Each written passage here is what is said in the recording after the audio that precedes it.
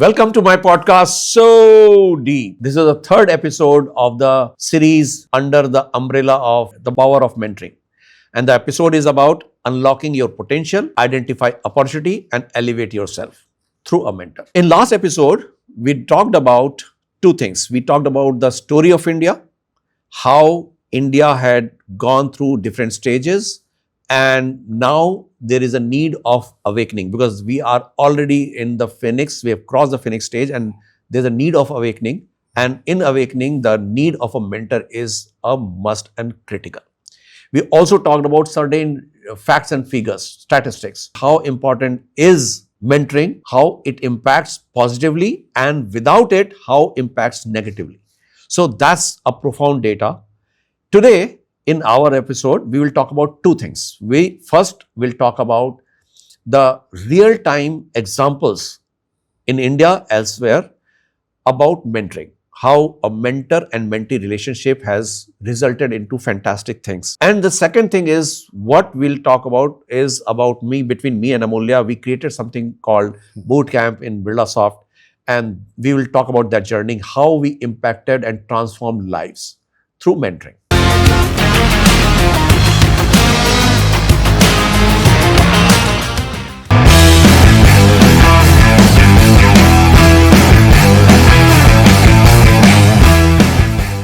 Amulya, welcome back. Thank you. So, Amulya, we talked about lots of facts and figures. It's important also to talk about, quickly take certain few examples. And I was looking at one very good example of Steve Jobs and Mark Zuckerberg. Yeah. And how, Steve Jobs gave the advice on the company culture as well as navigating challenges in the leadership. And he handhold it. I remember there was a time Mark Zuckerberg was very demotivated and Steve Jobs also went out of the way. Again, this is a true mentor. So he said that you go back to India and there is a place called Kachi Dham in Uttarakhand. He sent him there also. So he looked at his holistic perspective and systematically mentored him. And result we all know, Mark Zuckerberg is Mark Zuckerberg, right? Facebook, WhatsApp, etc., etc. Second, very profound example I want to take is of Warren Buffett and Bill Gates. Buffett taught Gates valuable lessons about prioritization, philanthropy, and the importance of focus on decision making. And they are still very good friends. They are very good friends. Of course, there is an investor-investee thing also there. And one thing I have learned from Warren Buffett is how you be penny wise and pound wise. The book. And I think that has made Bill Gates also a good human being. And that's why he spent so much in philanthropy. And he's done so well in his business. Bill Gates Foundation. Well. Yes. So he had a lot of influence. I think Warren Buffett had a lot of influence on Bill Gates. Absolutely. Another example I want to take is APJ Abdul Kalam. We all know that guy. I mean, we all salute and very proud to have him with us earlier, and how he rose from being a humble person to the incredible journey of missile man of India to the president, and still being a teacher and mentor. He always made sure that while he is president, he still goes to the schools and colleges. Because by heart, he had been a teacher and mentor. Yeah. Profound impact on many scientists, mentored many scientists, many people in the world. And that's a story of true mentor. Another story is of Sachin Tendulkar and Virat Kohli, by the way. There was a time Virat Kohli was under pressure and he was dejected, he was not able to concentrate, and Sachin Tendulkar helped him in handling pressure and managing forms. There were ups and downs in forms in the life of any cricketer for that matter.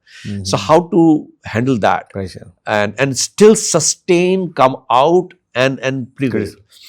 And then of course maintaining the discipline, and we know what kind of discipline both of these players have. And similarity between both. Absolutely fantastic. Sachin Tendulkar struggled to knock his 100th century. He took almost like 2 years plus. 2 years. And Virat Kohli has taken another 419 days to clock his century after very, very long time. This recent one, yes. And both of them underwent so much of pressure. And I think if he's mentored, good for India. And I'm very sure because of his mentoring and other things, he's going to do well down under, and Border Gavaskar Trophy will be ours. Absolutely. I think we are hoping for that. Absolutely. Viewers, we'll talk about something called Birlasoft BootCamp. Birlasoft BootCamp has been a challenge, a problem, an opportunity all together put in, was thrown to us. And how we took that as an opportunity. And again, I'll talk about that. So together we had worked together on that project and transformed many lives as mentors. So Amulya, remember 2001, I joined Birlasoft, and at that point of time, there was a huge opportunity from a Fortune 10 company. And this Fortune 10 company was running a project on a large scale, huge project. And as a result, we needed huge talent force. And and all the more because 90% of the revenues was dependent on that project. Absolutely, of the organization at that point of time. Yeah. So, what challenge? While there was a fantastic opportunity, we all were very happy that this opportunity came, and this project itself was humongous project. Unlike any other project in the history of the organization. So we started the idea. I started power of getting mentored. I got mentored in my earlier days in something called BootCamp in a company called Foundation Technologies, PeopleSoft. And I experienced something, I learned something which transformed my life, transformed humongously in a good manner. So I said, I'll replicate the model. So we started a boot camp. And as typical, the first challenge was to get the right people in that boot camp. And we were going to different colleges. I was interviewing. It was very hard to find good quality resources. Again, I thought, why am I not getting the good quality resources? And again, Amulya, the same thing that we talked in the last episode, that the need is there for a mentor in the institutions as well. So we did hire with great difficulty people, and we did train them. We hand-holded them in the first boot camp on a single training program.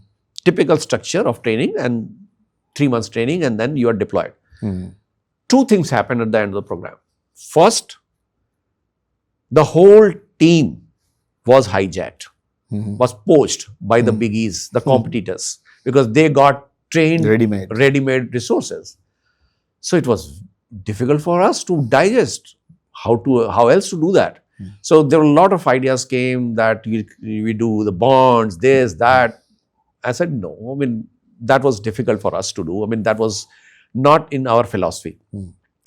So what we did was, we said that we will mentor them. Now we will not do the boot camp from the training perspective only. The boot camp is going to be mentored. And we will ensure that we are able to showcase the people in that, what is in it. And that's the term I learned at that point of time. What is in it for me? Because I believe if somebody, and this is the mentor-mentee bond, right? If a mentee knows that this mentor is doing everything for my own good, and in long term, it will take my career growth in a better manner, it is fantastic. So we started with this mentor-mentee program also in that. And HR had a lot of challenges. We partnered with HR. And Amulya, you remember showcasing, first of all, selecting those guys, because this was a niche technologies. So whatever resources we were hiring in that organization, the first right to select or reject was with me. because this was the high technology, high project, even new project, etc. So I got that leverage. And the first challenge came. This was a technology called PeopleSoft. An enterprise resource programming ERP. application, Yeah. which is the high-end, fast-growing market. So training on that, when I started selecting people, the kind of questions that came to me was, no, I don't want to go through PeopleSoft. I don't know what is PeopleSoft. I want to do Java. Yeah. I want to do .NET. I said, but do you know what is your career growth in Java, .NET? They said, no, my friend is working in that and it is growing fast. They are doing well. So it was very difficult for me to make them realize. So I went back, I showed them graph. I created a graph. And then we will show the graph here. We created a graph. We showed them the growth path. The 4 people, 4 engineers at the same level in an organization, joining at the same time. Different skills. At different skills. One is in ERP, one is in Java, one is in database, one is in X, Y, Z. So we said A technology, B technology, C technology, and D technology. Understand your growth path. From one technology, no matter how brainy you are, but it is typically based on demand and supply. And we gave this lesson, and this was a part of mentoring. So we went, instead of selecting, we went into the teaching mode. Yeah. And we make them realize, do you understand what is the opportunity here? And then while interviewing, we were also gauging their potential. So we had, for any selection, we had a huge selection round. So that understanding potential, identifying opportunity for them. But they were still not interested.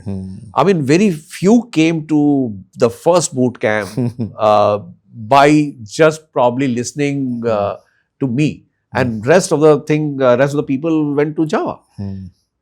After these guys got into this PeopleSoft, they then started looking at what is PeopleSoft. Of course, they started talking to people outside. Understanding. And then their eyes got opened. So they said, sir, we joined it, but we didn't know what PeopleSoft is. We just, based on your energy level, we joined. I said, okay. And then we made sure that we give a good understanding to each and every person who joins us. Right. Because that was a very important task. At the same time, from the HR perspective, it was very difficult for us to ensure how we'll retain them. And a lot of work that me and Amulya, we were partnering, we were doing a lot of brainstorming. A is the good growth path. B is the environment. C is something else. We did a lot. Salary is also there. Salaries, on the higher side. Yeah. Higher side on the salary. I mean, you remember we created something called excellence with fun environment. Yeah. Spandan was there. Spandan was there. Sector 57, first floor was your den. And all the people around you. Absolutely. Yeah, I still remember. And the outing that we did. Outings. Yeah, so we used to take people outside. I mean, creating that bond was of profound importance. Yeah. And that's what we established in the beginning. And when the first boot camp came out, the second boot camp came out, and people started seeing. So if you still see the others, while they believed in their potential, they still were looking outside in. Oh, these guys are saying something else. Peer thing.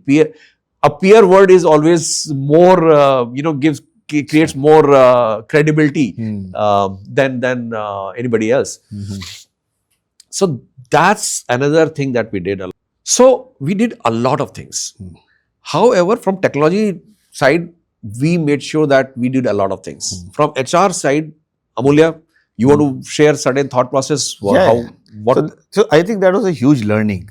And you played a pivotal role, and that's why I said that Sector 57, first floor, that was your den, and all the people who were in the boot camp or boot camp 1 or 2, they started feeling that they were special. And of course, they used to also, when in times of increment and promotions, they used to pull their strings, and HR used to have a very tough time. Absolutely. But then I think what we put together was a lot of things which made them stay, learn, grow, and of course, impacting the organization growth as well as revenue.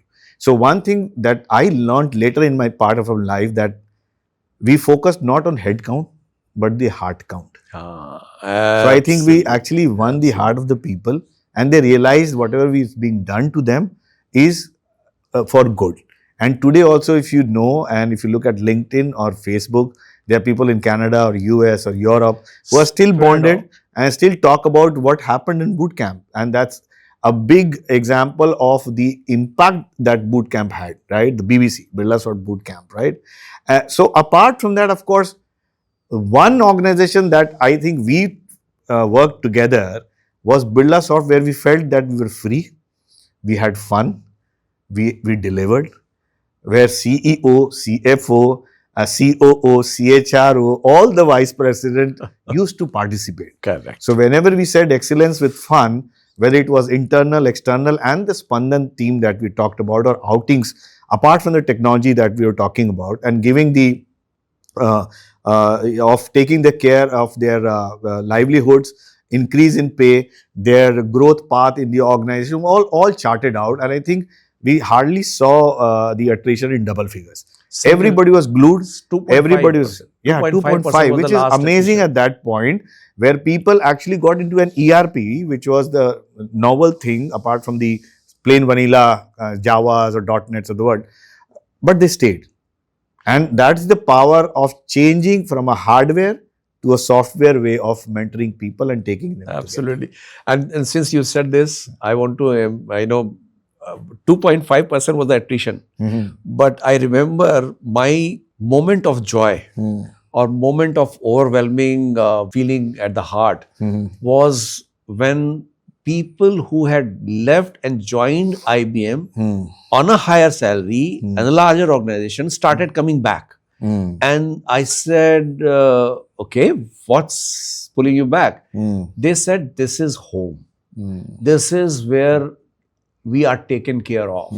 This is where the holistic picture of our growth is taken care of. Right. And that you said, absolutely right.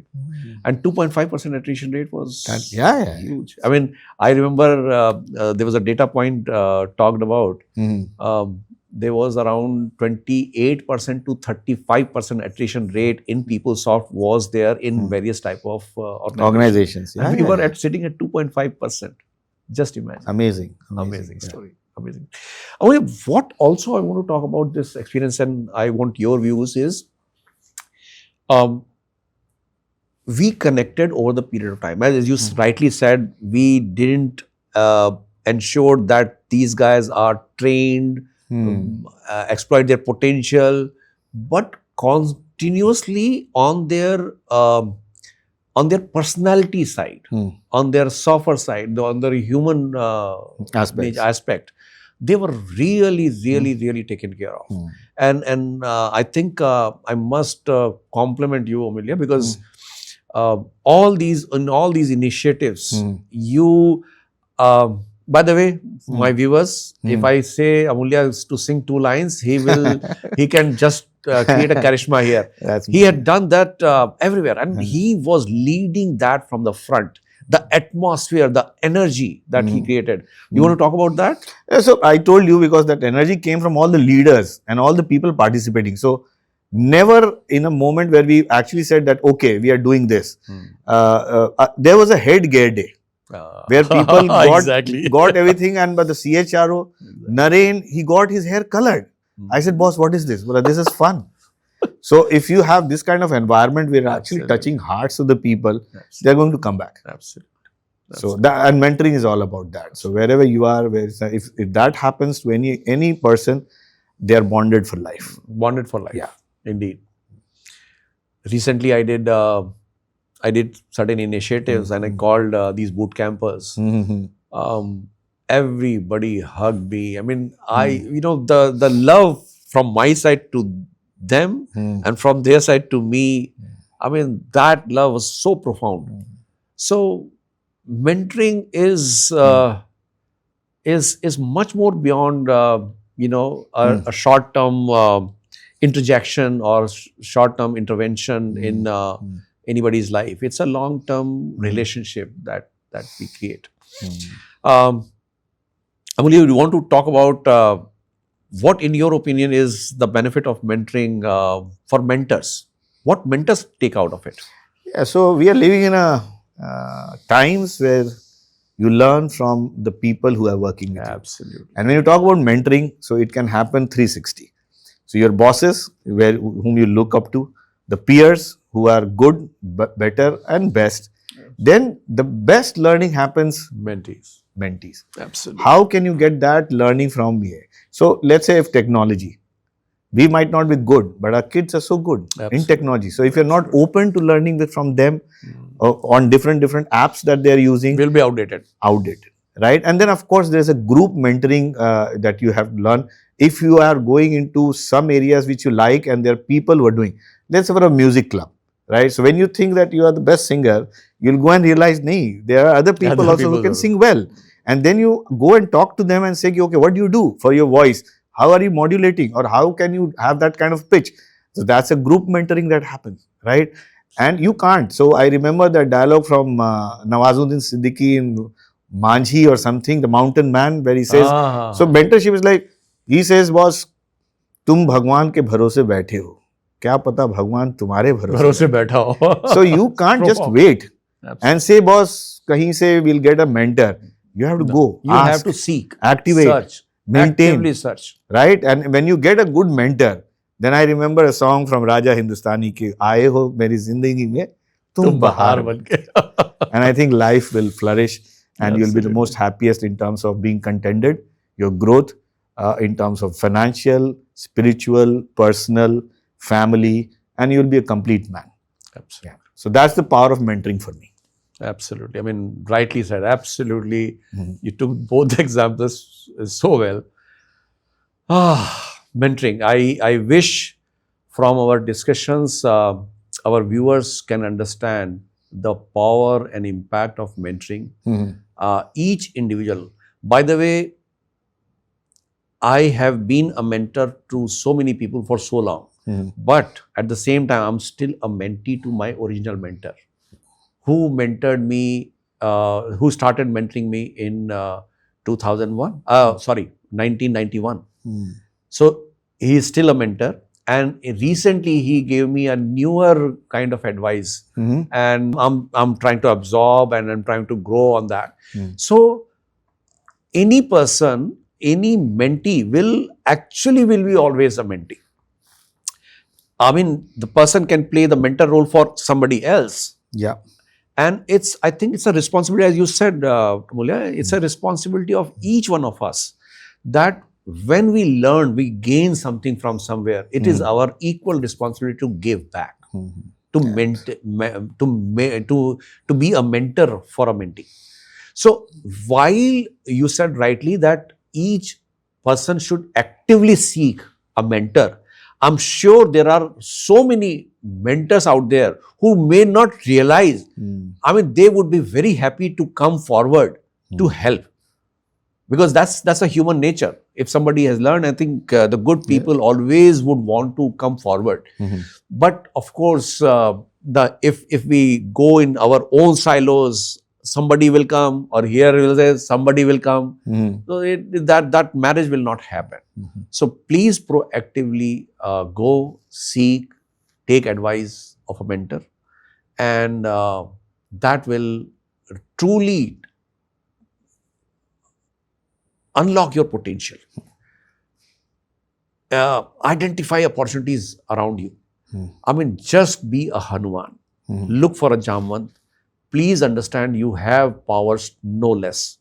Please be a Hanuman and seek a Jamwant. Yeah. Find a mentor for yourself. Yeah. And from me, leave a legacy and die empty. Marvelous. Thank you. Thank you so much, Amulya. Thank you so much for your time. It has been a pleasure always being with you. And your smile is Anytime. killer smile. Anytime. Absolutely. Thank you. Fantastic. Thank you. Thank you so much. For our viewers, just to conclude today, in today's episode, we talked about certain real-time scenarios, certain real-time mentor-mentee cases like Steve Jobs, Mark Zuckerberg. We also talked about the real-time bootcamp scenario in which we mentored many young people and transform their lives. By the way, these all guys, as Amulya said, now have 18 years, 15, 17, 20 years experience, and they are spread all across globe, doing wonderful in life. But our bond, as Amulya said Remains. rightly, the hard bond is still there. And I take this as a privilege as and when they call me and they do call me to ask anything. I think it's my privilege. And same thing, I talk to my mentor continuously, seek his advice no matter what. So thank you so much, viewers. I still leave you with a thought. Please unlock your potential, understand and identify opportunities, and elevate yourself. Because if you elevate yourself, the whole world, the society, the culture, the country will be elevated. Thank you so much for your time. And please share this goodness forward, because this is of profound importance. And please subscribe, like, and share. This will spread, this will go viral, this will be awakening of our country. Thank you so much.